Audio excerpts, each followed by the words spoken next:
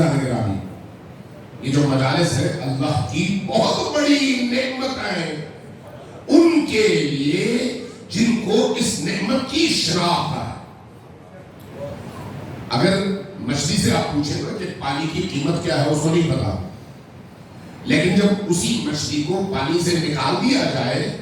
اور پانی سے نکلنے کی وجہ سے وہ تڑپنا شروع کر دے تو تب اس کو پانی کی قیمت کا اندازہ ہوتا ہے۔ اہل البیت علیہ السلام کے چاہنے والوں کو ہو سکتا ہے بہت سارے مواقع پر اس کیفیت اور اس معنویت کا اندازہ اور احساس نہ ہو اور اس کی عظمت کا احساس نہ ہو کہ اللہ تبارک و تعالیٰ نے کتنی بڑی نعمت سے انہیں نوازا ہے۔ بہت بڑی نعمت ہے، بہت بڑی نعمت ہے۔ ان دنیا کی تمام نعمتوں کو آپ ایک طرف رکھ لیں، اس نعمت کے مقابلے میں ہیچ ہے، اتنی بڑی نعمت۔ اس لیے جب عزاداری سید الشہداء میں آپ خود آئیں یا کوئی اور، آپ کی مسجدوں میں، آپ کی امام بارگاہوں میں، آپ کے اجتماعات میں آپ ہوں یا کسی اور مسلک کے پیروکار، چونکہ یہ سب خدا اور رسول کے مہمان ہیں،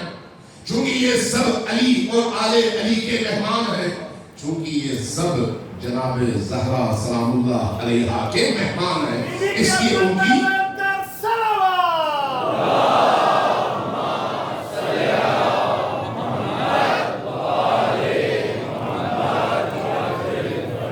اس لیے ان کی توقیر، ان کی عزت، ان کا احترام، ان کو خود سے بڑھ کر پروٹوکول دینا، یہ ہماری پہلی ذمہ داری ہے۔ پہلی ذمہ داری کیوں؟ اس لیے کہ ہم اپنے آپ کو صاحب عزا سمجھتے ہیں،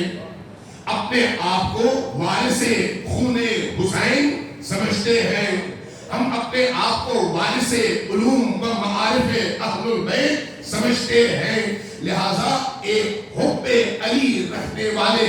حب محمد و آل محمد رکھنے والے کا احترام ہم پر اسی طرح فرض ہے جس طرح ائمہ ہم سے چاہتے ہیں،